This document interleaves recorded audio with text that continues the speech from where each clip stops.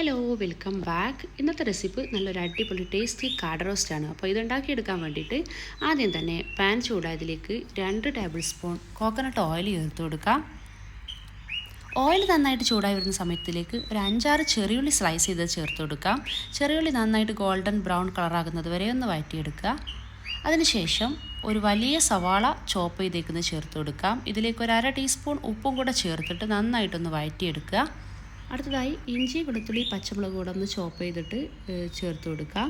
ഇത് ഏകദേശം 1 ടേബിൾ സ്പൂണോളം വരും. ഇഞ്ചിയുടെയും വെളുത്തുള്ളി പച്ചമുളക് ഇതിൻ്റെയൊക്കെ അളവ് എന്ന് പറയുന്നത് നിങ്ങളുടെ ആവശ്യാനുസരണം എടുക്കുക. പിന്നെ ഇഞ്ചി എടുക്കുമ്പോൾ അല്പം കുറച്ചെടുത്താൽ മതി. വെളുത്തുള്ളിയുടെ നേർപകുതി ഇഞ്ചി എടുത്താൽ മതി. പച്ചമുളക് എരിവിൻ്റെ ആവശ്യാനുസരണം എടുക്കുക. അടുത്തായിട്ട് പൗഡേഴ്സാണ് ചേർത്ത് കൊടുക്കേണ്ടത്.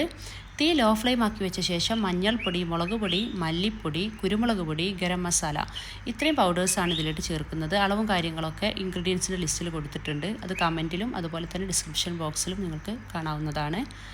അടുത്തതായി ഇതിലേക്ക് ഒരു വലിയ ടൊമാറ്റോ ചോപ്പ് ചെയ്തേക്കുന്നതാണ് ചേർത്ത് കൊടുത്തിട്ടുള്ളത്. നന്നായിട്ടൊന്ന് വഴറ്റിയെടുക്കുക. ഈ ടൊമാറ്റോ ഒക്കെ നന്നായിട്ട് മാഷായി വന്നിട്ടുണ്ട്. അതിനുശേഷം ഇതിലേക്ക് കഴുകി വൃത്തിയാക്കി വെച്ച് പീസാക്കി വെച്ചിട്ടുള്ള കാട ചേർത്ത് കൊടുക്കാം. ഞാനിവിടെ 600 ഗ്രാം കാടയാണ് എടുത്തിട്ടുള്ളത്. 6 കാടയാണുള്ളത്. അതിനെ ഒരു കാടയെ 4 പീസാക്കി എടുത്തിട്ടുണ്ട്.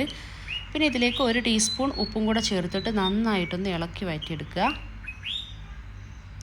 ഇനി ഇതിലേക്ക് ഇത് വേവാൻ ആവശ്യമായിട്ടുള്ള വാട്ടർ ചേർക്കണം. ഞാനിവിടെ 1/2 കപ്പ് വെള്ളമാണ് ചേർത്തിട്ടുള്ളത്.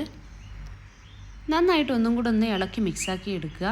അതിനുശേഷം ഇതിലേക്ക് കാഷ്യൂനട്ടിൻ്റെ ഒരു പേസ്റ്റാണ് ചേർക്കുന്നത്. ഞാനിവിടെ 10 കാഷ്യൂനട്ട് എടുത്തിട്ട് അതൊന്ന് ചൂടുവെള്ളത്തിലിട്ടൊരു 10 മിനിറ്റ് നേരം സോക്ക് ചെയ്ത് വെച്ചിട്ടുണ്ടായിരുന്നു. അതൊന്ന് അരച്ചെടുത്ത പേസ്റ്റാണിത്. അത് ഇതിലോട്ട് ചേർത്ത് കൊടുക്കാം. ഇനി ഒരു മിക്സിയുടെ ജാറിലോട്ട് ഒരു 2 ടേബിൾ സ്പൂണോളം വെള്ളം കൂടെ ഒഴിച്ചിട്ട് അതും കൂടെ ഒന്ന് ഒഴിച്ചു കൊടുത്തിട്ടുണ്ട്.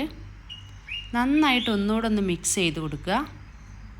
അതിനുശേഷം ഇത് അടച്ച് വെച്ച് ഒരു 5 മിനിറ്റ് നേരം ഒന്ന് കുക്ക് ചെയ്തെടുക്കണം. മീഡിയം ടു ലോ ഫ്ലെയിമിൽ വെച്ചിട്ട് 5 മിനിറ്റ് നേരം അടച്ച് വെച്ചിട്ടൊന്ന് കുക്ക് ചെയ്തെടുക്കാം. അപ്പോഴേക്കും ഈ കാടയൊക്കെ ഒന്ന് വെന്ത് കിട്ടും.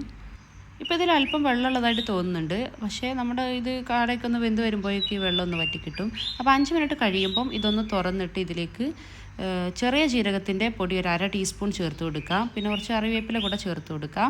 ഇനി വേണമെങ്കിൽ നമുക്ക് ഗ്രീൻ ചില്ലി ഇതോടൊപ്പം ചേർത്ത് കൊടുക്കാം. ഞാൻ ചേർക്കുന്നില്ല. കുറച്ച് എരിവുള്ളതായിട്ട് എനിക്ക് ഫീൽ ചെയ്തു. നിങ്ങൾക്ക് വേണമെങ്കിൽ ചേർക്കാവുന്നതാണ്.